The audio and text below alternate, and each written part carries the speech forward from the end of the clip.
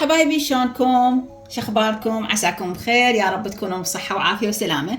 طبعا حبيت أشارككم هذا الفيديو الخفيف صراحة بما أنه أنا قاعدة طبعا اليوم عطلة وابني موجود، فقلت خلينا أسوي لنا كبدة مع الخروف وأشوفكم شلون الطريقة اللي أنا أسويها. تعرفون المكونات حبايب قلبي. طبعا عندي بصل، دبس الرمان، والأربع رؤوس بصل أنا ثرمت، راسين، حبتين مال ثوم بس. وحبايب روحي طبعا انا ما راح اخلي وياها ليه، ما احب يعني ما احب ليه هوايه بيها، فاختاريت السمنه البلديه، قلت راح اخلي خاشوقتين من عندها، وان شاء الله حبايب روحي راح اشوفكم خطوه بخطوه. حبايب قلبي من بعد ما نظفت الكبده، واني طبعا نظفتها تنظيف زين، واكو طبقه خفيفه تكون هم شلتها، واكو زوائد شغلات منا ومنا كلها نظفتها طبعا ونشفتها. وهسه سويت خليت زيت، وراح اخلي هذا عندي الثوم يعني حبتين ثوم انا راح اخليه، وعندي هنا البصل. بسم الله الرحمن الرحيم. راح احمسهن حمسه زينه ان شاء الله. طبعا على فكره هذا ريوق لانه انا بعد ما متريقه، فقلت ما دام معطله اليوم على كيفي وبراحتنا ما عندنا شيء. نعلي النار، نجيب الخاشوق والخشب احسن.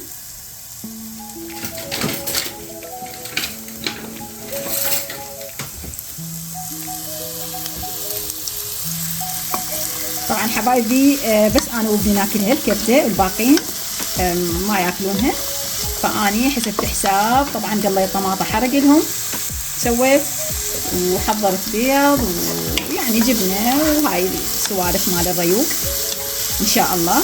جبت خبز عراقي. بس حبايب روح انا ايش راح اسوي؟ راح احمر البصل تحميره زينه، وراح اشوفكم الخطوه اللي تجي بعد ان شاء الله، وشلون اشوفكم اللي انا يعني اطبخها. حبايب روحي طبعا بعد ما حمسنا البصل ايش راح اسوي اني؟ راح اشيل من البصل يعني تقريب اكثر الكميه راح اشيلها. بسم الله الرحمن الرحيم.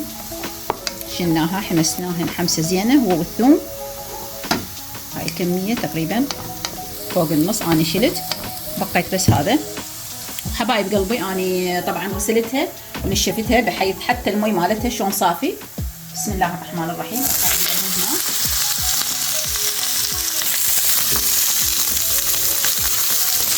نفس الوقت حبايب روحي طبعا اذا عندكم جربوا الهيل يجنن، هيك حبات شويه مال الهيل مطحون خليت، وعندي الفلفل حار مو هوايه اكيد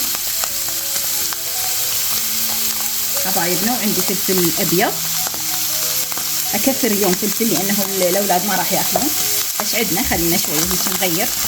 بسم الله الرحمن الرحيم. طبعا راح احمسها حمسه زينه. اني ليش رفعت طبعا من البصل؟ لانه الكبده راح تذب شويه مي، واني والبصل هذا اذا لاحه مي يعني ما اعرف، احس ان القرمشه مالته تروح والحمار مالته يروح، فاريد انه مقرمش يكون طيب. بسم الله الرحمن الرحيم. هسه حبايب روحي اني من بعد ما كلش احمسها وانشفها خاف اذا بيها مي او شيء، وراح اشوفكم ان شاء الله. حبايب روحي طبعا انا غطيتها على مود شنو ينزل المي هذا مالتها، وهي اصلا الكبده ما تتحمل. راح اسوي راح اضيفن شويه ملح، اضيف مو هواي. وحبايب روحي عندي بابريكا حلوه راح اخلي لها،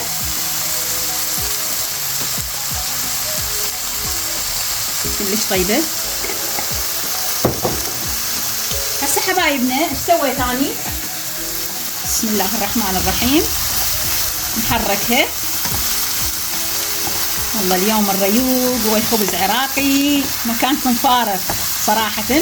شوفوا لي هالمنظر هذا الجميل. بسم الله الرحمن الرحيم. هسه حبايبي من نشف المي مالتها ايش راح اخلي؟ راح ارجع البصل اللي اني رفعته. بسم الله. هذا البصل حبايب روحي. طبعا هاي الطريقة مالتي البصل كلش مقرمش وطيب حبايبنا.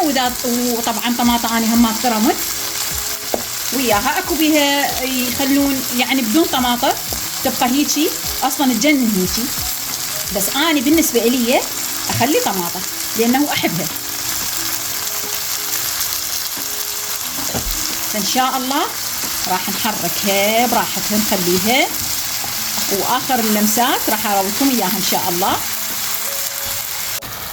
هسه حبايب روحي طبعا شوفوا لي هذا المنظر الحلو، بسم الله الرحمن الرحيم. انا خليت المي مالتها كلش نشف مالت الطماطة. صلوات على محمد، فشي رهيب، سهمكم العافية يا ربي.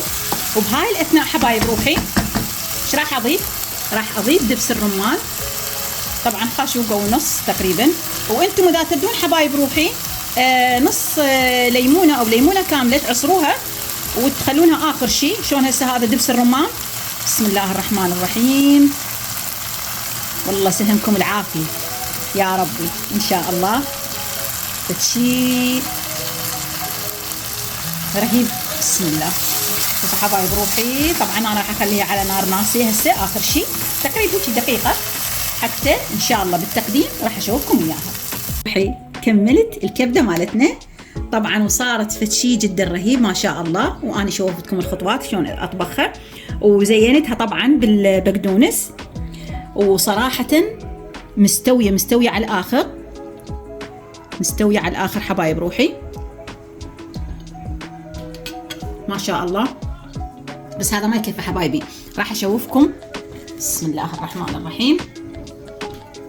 هي المفروض بالطاوة يعني صراحة بالطيبة بالطاوة، بس يعني لا اريد هنا هيك اليوم ندلل نفسنا ما دام قاعدين.